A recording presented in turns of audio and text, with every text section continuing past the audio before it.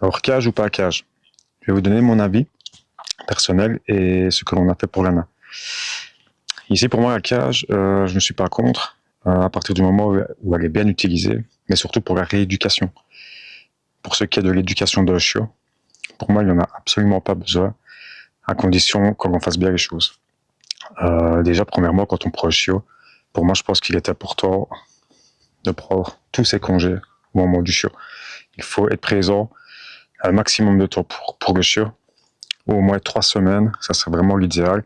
Et si on ne sait pas prendre des congés, on s'arrange avec le voisin, la famille, les gens qui nous entourent, ou on paye quelqu'un pour être là pour les débuts du chiot. Les 3 premières semaines sont super importantes pour l'éducation, pour lui apprendre la solitude, la destruction, les nuits, les pipis, et tous ces genres de choses. Ici, pour Anna, ce qu'on a fait, c'est déjà, on n'a pas utilisé de cage, parce que, comme je viens de le dire, pour les chiots, je ne suis pas vraiment pour.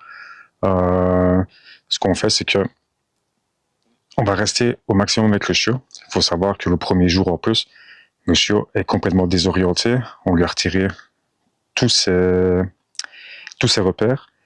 On ne peut pas, la première nuit, il faut se mettre à sa place, le renfermer dans une cage et le laisser là pleurer en se disant il va s'habituer. Alors je ne suis en train de juger personne. Je sais qu'on beaucoup le font et c'est un petit peu ce qu'on entend et voit aussi sur les réseaux et dans notre entourage. Mais sincèrement, c'est pas l'idéal. L'idéal, la première nuit, les premières nuits, on les passe avec son chiot.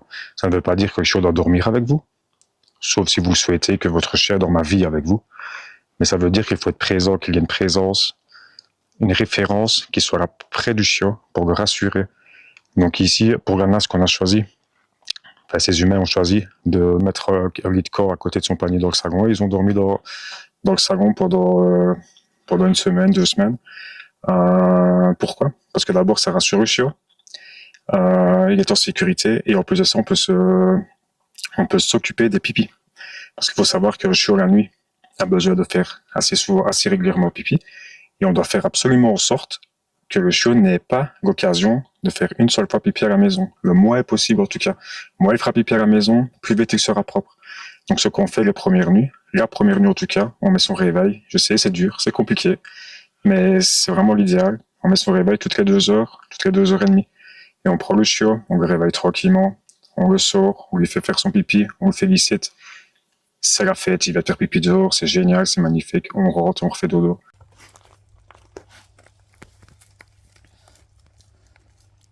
Oui, pipi. C'est bien les pipis. Bravo.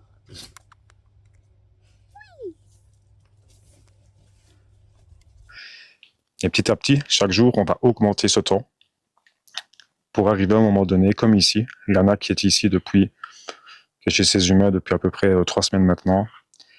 La nuit, c'est elle qui pleure, qui réclame pour qu'on la sorte dehors pour aller faire pipi.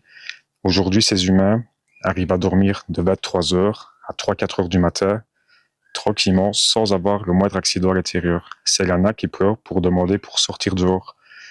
Pareil la journée. La journée, il faut savoir qu'un chiot n'est pas capable de se retenir longtemps. Dès qu'il se réveille, dès qu'il a fini une session de jeu, dès qu'il vient de manger ou de boire, ou de se réveiller d'une sieste, on le prend, hop, et on va faire pipi. Directement, on reste à l'affût et on essaie de le sortir toutes les demi-heures, 3 quarts d'heure, afin qu'il puisse aller faire ses besoins. Plus on fera ça, plus vite le chiot sera propre, plus vite vous serez tranquille. Donc c'est vrai que ça va être 2-3 semaines compliquées, fatigantes, ça j'en suis bien conscient. Mais après, vous serez tranquille. Ici, Lana, après 3 semaines, demande pour aller sortir. N'a jamais fait pipi à l'intérieur. Je pense qu'elle en a fait 1 ou 2. Et encore, je suis même pas sûr. C'est peut-être un demi-pipi. Et c'est elle-même qui demande après 3 semaines pour sortir dehors, faire pipi. C'est vraiment important d'être présent, de ne pas la mettre en situation d'échec dès le départ. Et surtout de lui montrer que c'est dehors qu'on fait pipi. En faisant ça, on va avoir un chien qui va être très très vite propre, qui va être tout de suite en lien avec vous. Si la première nuit, vous créez déjà, vous le mettez déjà en cage ou vous le laissez seul dans une pièce la nuit pour pouvoir dormir tranquillement, mais en fait, vous commencez déjà le premier jour avec votre chiot à être son tortionnaire. Et le lien, en fait, ne va pas être créé aussi bien qu'ici avec Lana, où ces humains sont restés avec elle tout le long de son départ chez elle. Ce qui a créé une confiance du chiot vers ces humains qui fait qu'elle peut être à l'aise n'importe où elle se trouve avec eux. Ici, ils sont partis en camping après 3 semaines, avec du retour et tout se passe super bien. J'espère que ça vous a plu et salut!